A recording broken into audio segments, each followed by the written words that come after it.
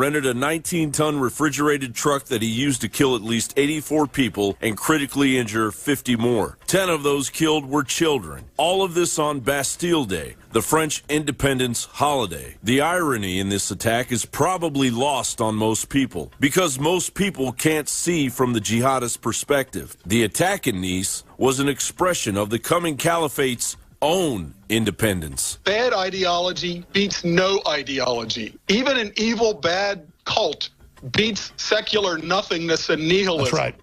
The postmodern, nihilistic, all things are the same. There's no good, there's no bad. That means Islam wins. Because don't we need a new crusade? I mean, the crusade's got a dirty name, but we were attacked for 400 years before we went in there and kicked their ass. And I'm sorry, if they want one, and this time we want to attack countries that are moderate. Saudi Arabia and all these other jihad centers, they want to fight. They need to really get one. Well, the good thing is that we have this Constitution, so we have at least a legal trench line to fight in, which is that our Constitution is above Sharia law. And anybody who says, for example, Hillary Clinton, she wants to pass... All right, and that's John Bound's special report. Wake up, we are already in a war. And we're going to talk to Mark Hall, documentary filmmaker. He's going to be talking to us, not so much, well, we're going to talk about the Turkish coup, but you have to understand there is an Islamic coup that is underway against our own educational system here in the United States and in many countries all over the world. When we come back, we'll talk to him about his film, Killing Ed, and about the Gulen movement. Stay with us. We'll be right back. Alex Jones and our crew are on their way to Cleveland. Actually, some are already there. You can see the reports of our flying plane pulling the banner of Hillary for prison. You can see that on Infowars.com as well as our YouTube channel. Rob Dew was flying in the plane and reporting on that. It's an interesting video. Of course, they're going to be reporting this week, doing live reports, live broadcasts from the Republican National Convention in Cleveland. The next week, we will be in Philadelphia for the Democrat National Convention. I want to give you a quick update on this shooting of the police officers in Baton Rouge. Right now, there's 3 officers killed, 3 wounded. They have identified the shooter that they say they killed. He's been identified, the suspect has been identified as a black male named Gavin Eugene Long of Kansas City, Missouri. So he came from Missouri to go to Baton Rouge and shoot the police there. He is a veteran. He left the Marines in 2010 with an honorable discharge with the rank of sergeant. That's all we're being told right now by sources, official sources. I want to talk about what's going on with the Turkish coup. And, of course, as we last had a news broadcast on Friday, it was just starting to develop. Sources were reporting that it was going to be something that was going to last, quite possibly be a civil war. As we pointed out on the Friday broadcast of the Nightly News, this all began to occur suspiciously immediately after an extradition notice was given to the U.S. government to try to extradite Turkish Imam Fethullah Gulen, who is now residing in America, in Pennsylvania. And they put together a large indictment. For a very long time, there's been a competition between Fethullah Gulen supporters and President Erdogan, who is in charge of the government in Turkey. And there has been a back and forth. They've had people arrested by the Gulenists who were innocent and eventually freed, because he has a lot of people in the judiciary, as well as the police, the military, the bureaucracy, the educational establishment. So there's essentially a divided government. It's divided between 2 people who are basically Islamicists. There's not really, neither of these guys are about a secular government as we would understand it here in this country. Both of them have pushed very hard for Islamification of Turkey. And if you remember back in November when this Russian jet was shut down flying over Syria, invited there by the Syrian government to try to fight ISIS. And, of course, the Turkish government said that they had flown over or too close to the border, and they shot down that jet. And at the time, Vladimir Putin said, well, the problem is not the tragedy that we witnessed yesterday. He said the problem is much deeper. We see the current Turkish leadership over a significant number of years has been pushing a deliberate policy of supporting the Islamization of their country.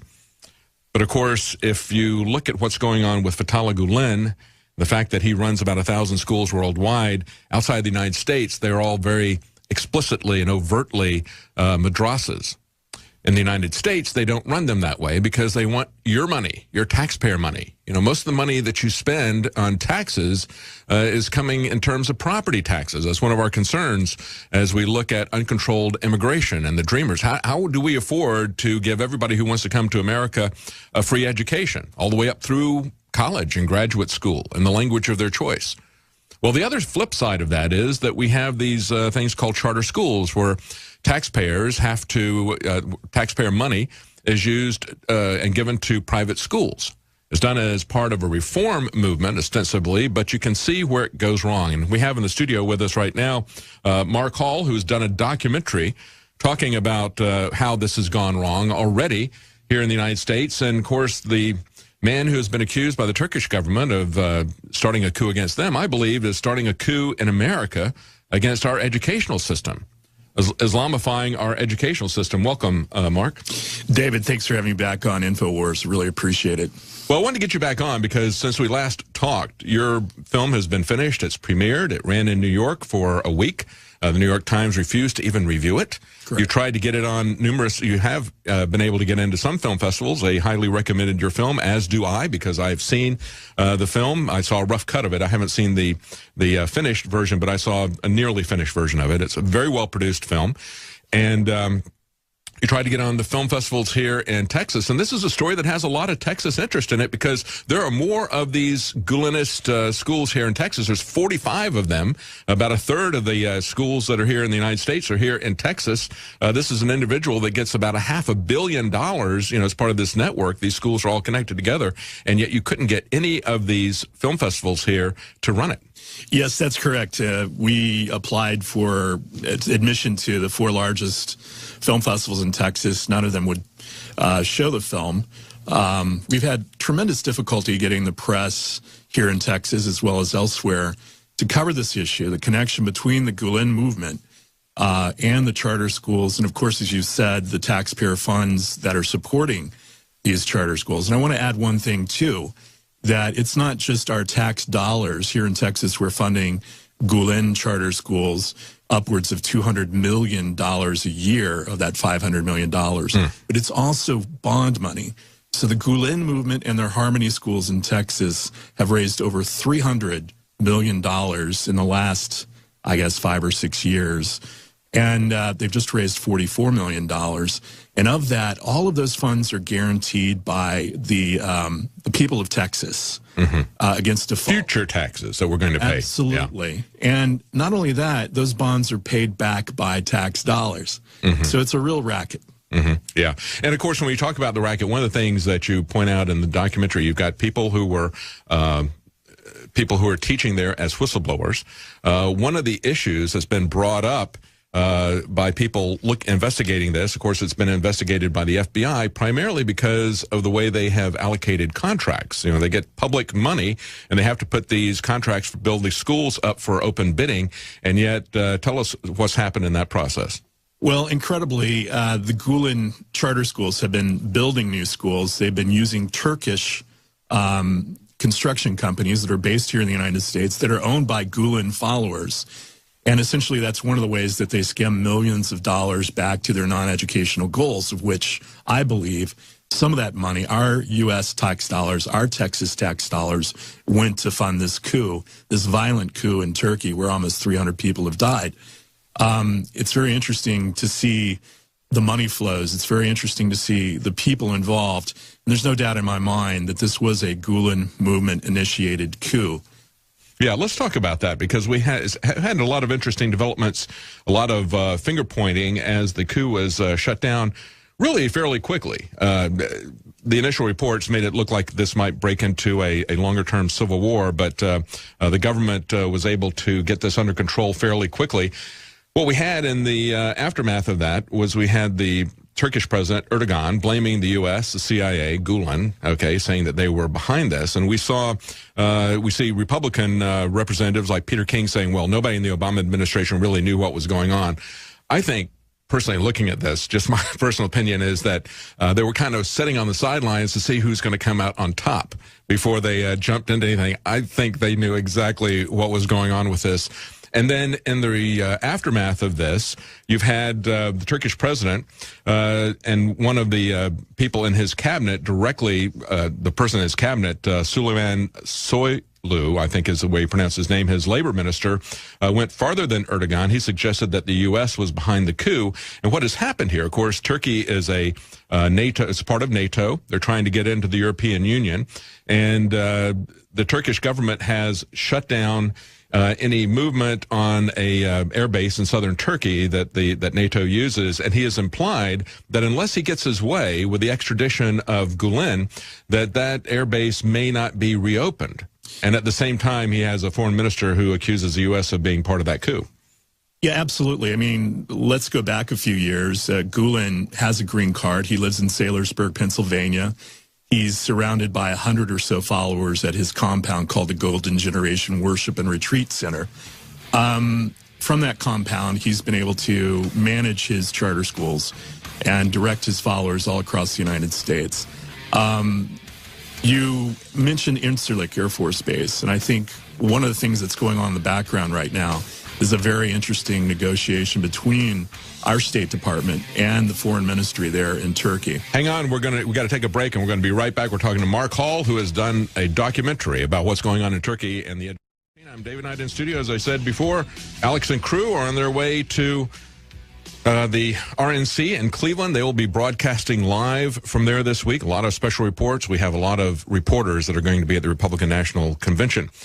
But, of course, on Friday we had this coup that began in Turkey. It's now been put down. We've had about 6,000 people arrested in the crackdown.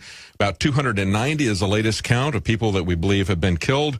About 2,800 soldiers are being held in prison, and you can see the pictures up on the Drudge Report, how Erdogan is humiliating them, stripping them naked and having them lay next to each other and on top of each other, taking their picture.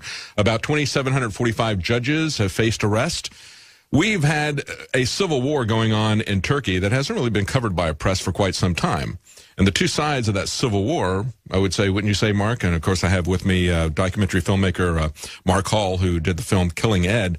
He looked at the worst-case scenario of charter schools, and that worst-case scenario that we've got going on right now is a school network, a large charter school network that is being run by a Turkish imam, Fethullah Gulen, who is really kind of the polar opposite of Erdogan in Turkey. They're the two power centers that are going on there. There are some constitutionalists and some secularists that are there, but of course our CIA and our government has been involved with the two Islamicists there. The guy who is the president, Erdogan, and then Fethullah Gulen, who is here in America. And what I'm most concerned about, and what you're very concerned about, and what your documentary Killing Ed talks about, is really the coup that is taking place against the American educational system.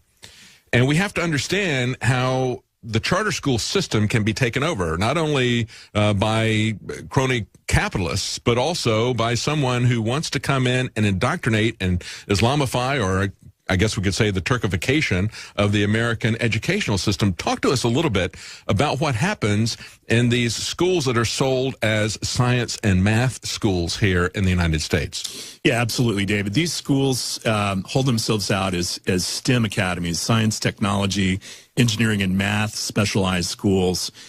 They operate in 26 different states around the country. There's about 150 now. Several more will be opening in the next school year, including 3 here in Texas. They are generating in excess of $500 million a year from different states through tax dollars.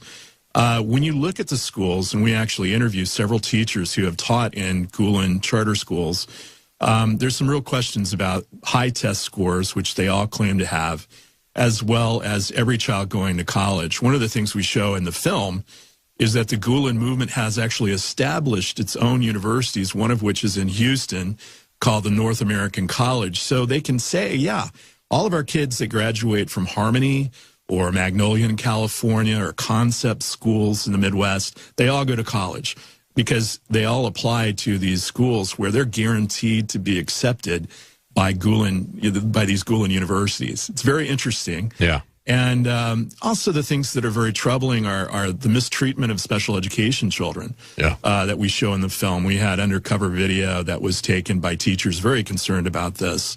discrimination against our teachers, pay differences between the many Turkish teachers that they bring in on H-1B visas that are followers of Fethullah Gulen. And also the film shows